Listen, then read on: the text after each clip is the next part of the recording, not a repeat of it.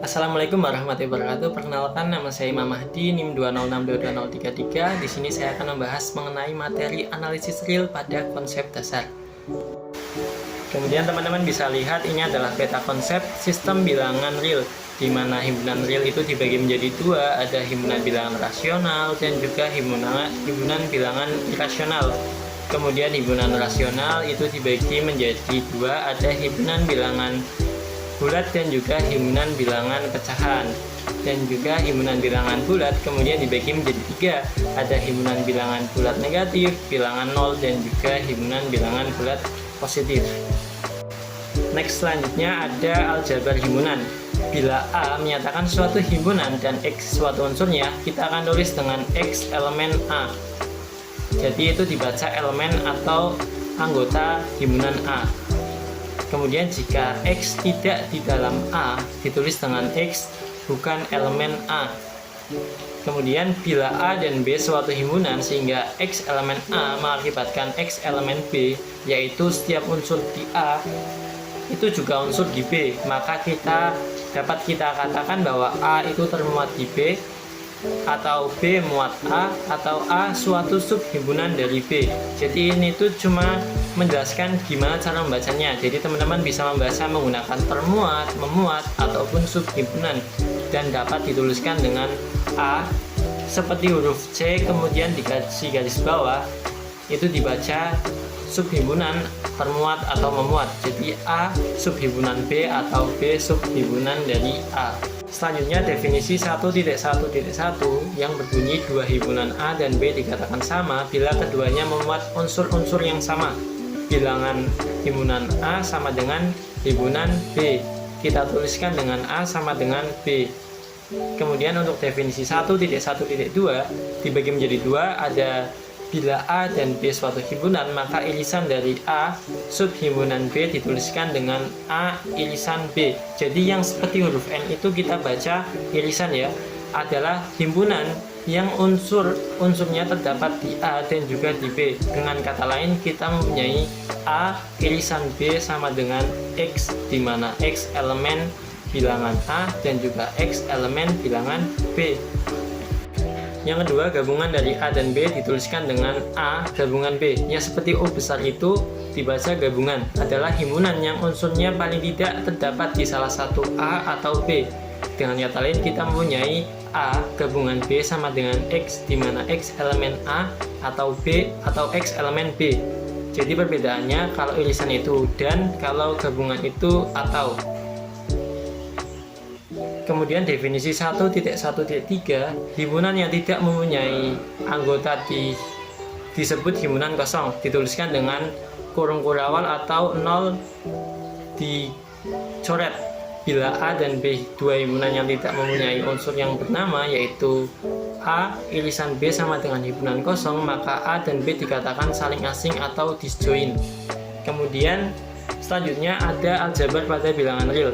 Pada himpunan bilangan real terdapat dua operasi biner yang dilambangkan dengan penjumlahan dan juga perkalian.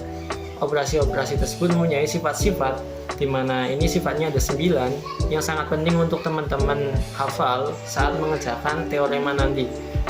Sifat yang pertama ada sifat komutatif penjumlahan, yaitu A plus B sama dengan B plus A untuk setiap A, B elemen bilangan real.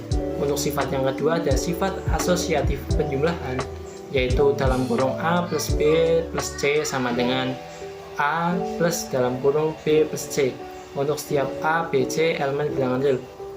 Kemudian untuk sifat yang ketiga ada eksistensi unsur 0, terdapat unsur 0 di bilangan real sehingga 0 ditambah A sama dengan A tambah 0 sama dengan A. Untuk sifat yang keempat, eksistensi unsur negatif, untuk setiap A elemen bilangan real terdapat unsur min A di elemen bilangan real sehingga A plus min A sama dengan min A ditambah plus A sama dengan 0. Kemudian sifat yang kelima ada sifat komutatif perkalian, A dikali B sama dengan B dikali A. Kemudian sifat asosiatifnya ada A dikali B dikali C sama dengan A dalam kurung B dikali C. Untuk sifat yang ketujuh ada eksistensi unsur satuan di R, di mana terdapat unsur satuan di bilangan real yang berbeda dengan 0 sehingga 1 dikali A sama dengan A dikali 1 untuk sama dengan A. Untuk setiap A elemen bilangan real. Sifat yang ke-8 ada eksistensi untuk unsur kebalikan. Untuk setiap A bukan 0, A tidak sama dengan 0 di bilangan real. Terdapat unsur 1 per A di bilangan real sehingga A dikali 1 per A sama dengan 1 per A dikali A sama dengan 1. Untuk sifat yang ke-9 ada sifat distributif perkalian terhadap penjumlahan. Jadi sifatnya itu A dikali dalam kurung B plus C sama dengan A dikali B ditambah A dikali C. Dan untuk sebaliknya ada B ditambah C dikali A sama dengan B dikali A ditambah C dikali A. Untuk setiap A, B, C elemen bilangan real. Next slide ada teorema 1.1.1 yang bunyinya jika Z dan A unsur di bilangan real sehingga Z plus A sama dengan A, maka Z sama dengan 0. Yang kedua, jika U dan B tidak sama dengan 0 unsur di bilangan real sehingga U dikali B sama dengan B, maka U sama dengan 1. Kemudian kita akan membuktikan teorema ini. Jadi caranya yang pertama kita tuliskan terlebih dahulu Z plus A sama dengan A. Kemudian kita tambahkan kedua ruas dengan min A, sehingga kita peroleh Z plus A ditambah min A sama dengan A plus min A. Kemudian dengan sifat yang keempat, yaitu A plus min A sama dengan 0, kita peroleh Z plus 0 sama dengan 0. Jadi A plus min A nya sama dengan 0. Kemudian dengan sifat yang ketiga, yaitu 0 plus A sama dengan A plus 0 sama dengan A, kita peroleh Z sama dengan 0.